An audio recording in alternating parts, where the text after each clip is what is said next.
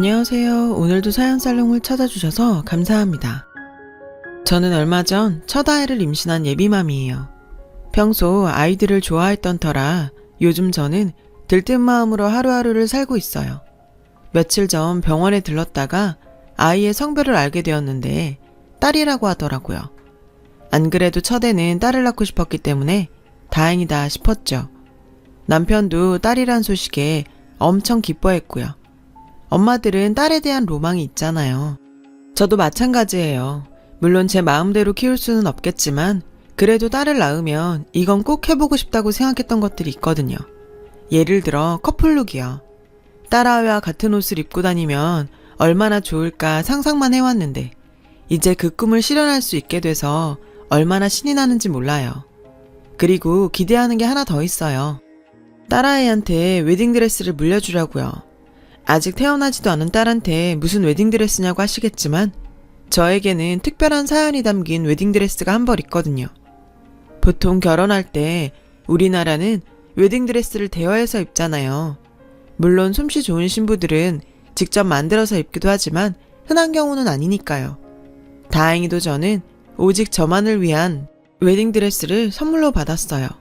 디자이너가 제 체형과 얼굴, 몸에 맞게 직접 디자인해서 만들어주셨죠. 저는 아직도 그 웨딩드레스를 옷장에 고이 간직하고 있어요. 그렇다고 제가 부잣집 딸이거나 능력이 있어서 그런 귀한 선물을 받은 건 절대 아니에요. 다만 살면서 얻은 소중한 인연들이 제게 큰 힘이 되어주었을 뿐이죠.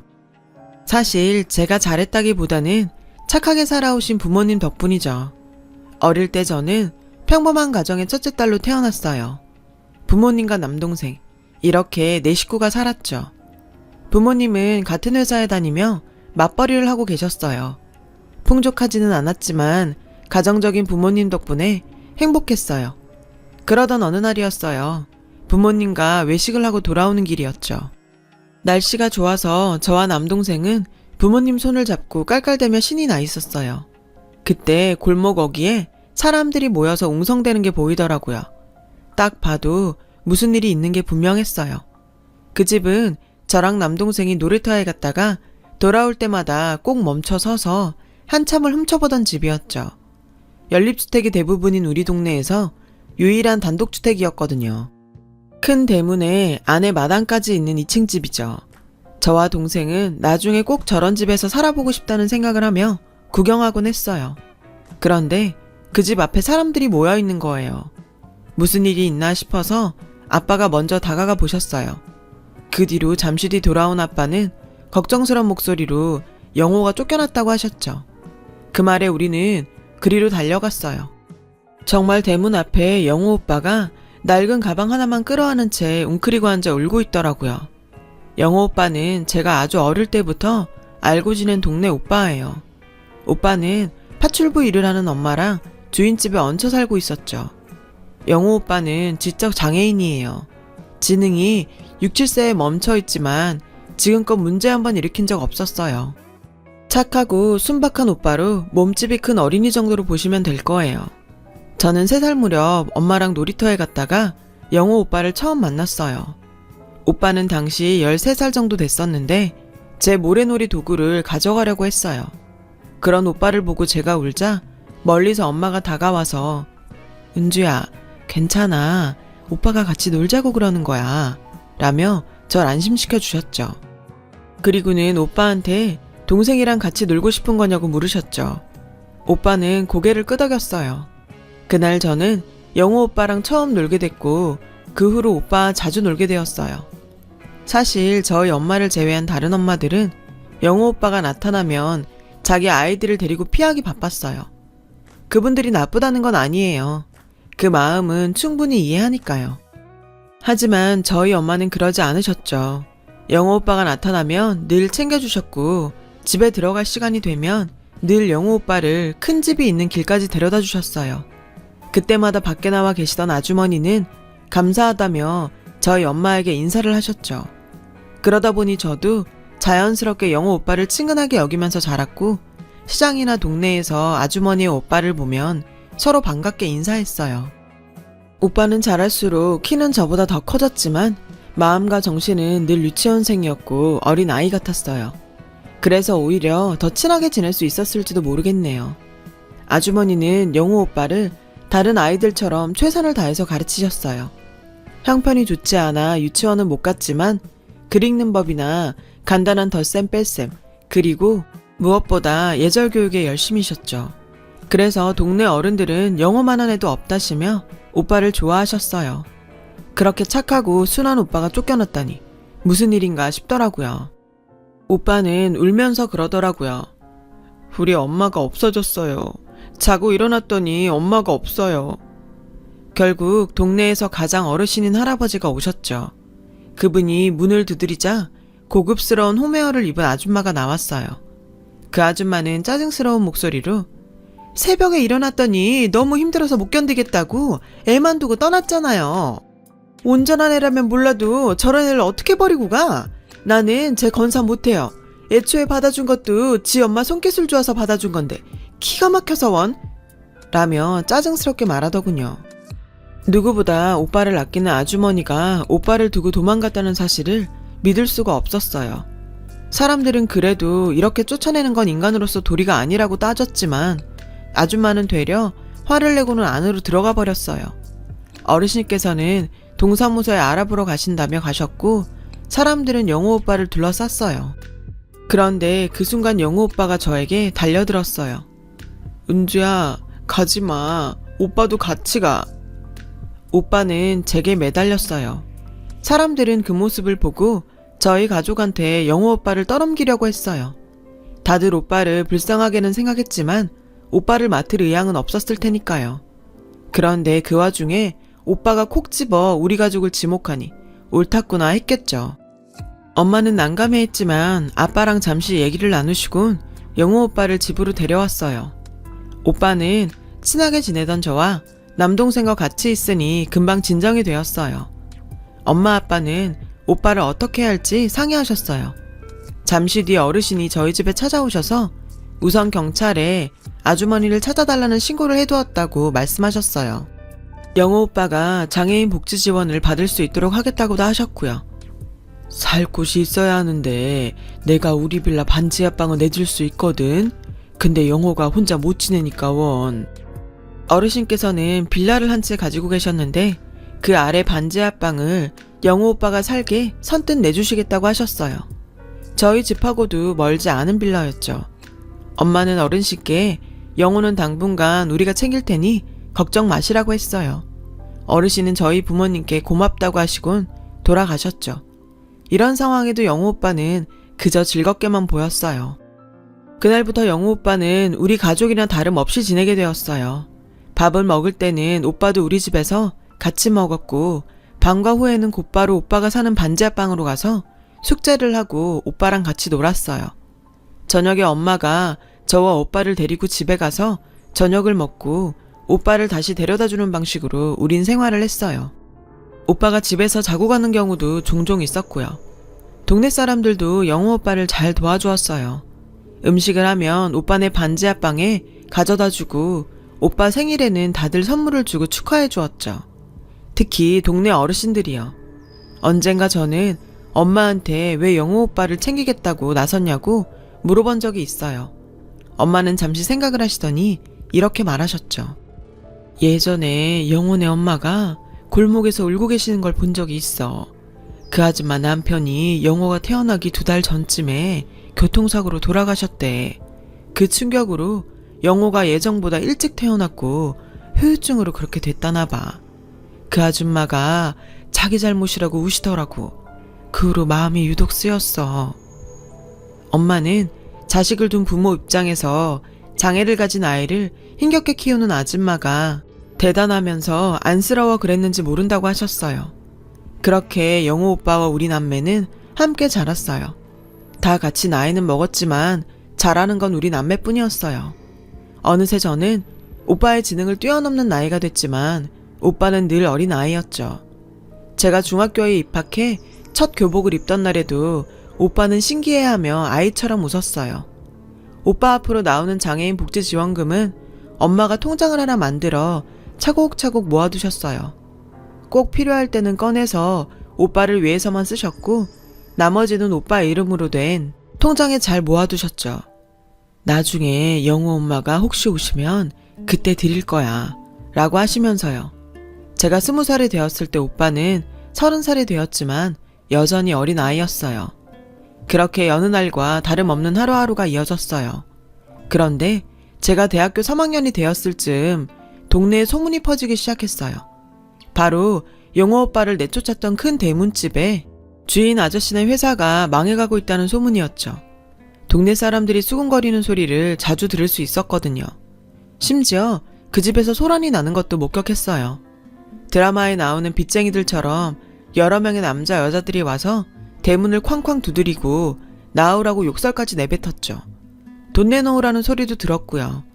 그래도 신경은 쓰지 않았어요. 남의 집 일이기도 했고 솔직히 말하자면 12년 전에 영호 오빠를 쫓아낸 걸 보고 나서 저와 제 남동생은 더 이상 그 큰 대문집을 부러워하지 않았거든요. 그 후로 그 집 앞을 지날 때마다 남동생은 영호 형 쫓아낸 나쁜 아줌마 집이야 라고 말했고 저도 그 아줌마가 곱게 보이지 않았어요.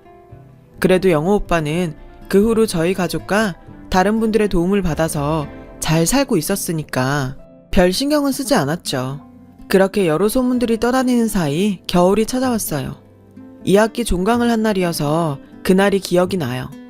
종강한 기념으로 아르바이트해서 모은 돈으로 통 크게 고기를 사들고 집으로 가는 길이었어요. 영호 오빠를 포함해서 가족들하고 바비큐 파티나 하려고요. 집으로 걸어가면서 큰 대문집 앞을 지나게 되었는데 갑자기 누가 제 팔을 휙 잡더라고요. 돌아보니 동네 아주머니셨어요. 아주머니는 제 팔을 잡고는 어머 은주 왔네. 세상에 저 꼴 좀 봐라 라고 하시며 끌고 큰 대문집 앞으로 데리고 가셨어요. 가보니 큰 대문집 앞에는 사람들이 모여 있더라고요. 오래전 영호 오빠가 버려지던 날처럼요. 큰 대문은 활짝 열려 있어서 그 넓은 마당이 훤히 보였습니다. 그런데 마당에 놀라운 광경이 펼쳐져 있었어요. 바로 영호 오빠를 냉정하게 내쫓았던 그 아줌마가 무릎을 꿇고 있었어요. 심지어 두 손을 가지런히 모으고 빌기까지 하고 있더군요. 잘 들리지는 않았지만 내가 잘못했다고 하는 것 같았죠. 아주머니는 신이 나서 제게 말했어요. 너희 엄마 복받게 생겼다. 저 양반이 저렇게 돌아올 줄 누가 알았겠니? 아주머니 말에 저는 고개를 쭉 빼고 안을 들여다보았어요.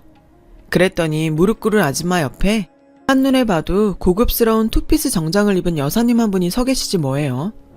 저분이 누구세요? 무슨 일인데요? 하고 물으니 동네 아주머니는 모르겠니?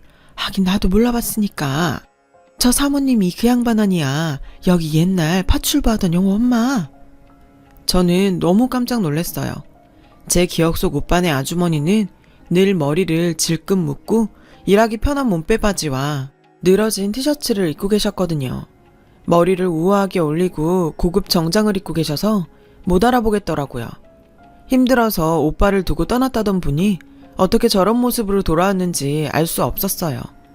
들리지 않는 대화가 끝나고 영호 오빠 어머니는 대문 밖으로 나오셨어요. 사람들은 그 기세에 아무 말도 못하고 물러났는데 제 팔을 잡으신 아주머니가 외치셨어요. 영호 엄마, 아까 나한테 물어봤던 영호 걷어준 그 댁 딸이야, 은주. 그 말에 오빠 어머니는 걸음을 멈추시더니 제게 오셨어요. 그리고는 제 손을 덥석 잡으셨죠. 은주니? 은주구나. 아주머니는 저를 꼭 끌어안았어요. 그리고는 흐느껴 우시더라고요. 어깨까지 들썩이며 우시는 아주머니를 우선 저희 집으로 모셔갔어요. 집에는 부모님만 계셨고 남동생은 영호 오빠네 반지 앞방에 놀러간 상태였죠. 엄마 아빠도 오빠네 어머니를 알아보지 못했어요. 오빠네 어머니는 울음을 터뜨리시면서 엄마 아빠 앞에 무릎을 꿇으셨어요. 엄마 아빠는 당황한 표정이었죠. 제가 선생님들께 정말 평생 갚지 못할 은혜를 입었습니다.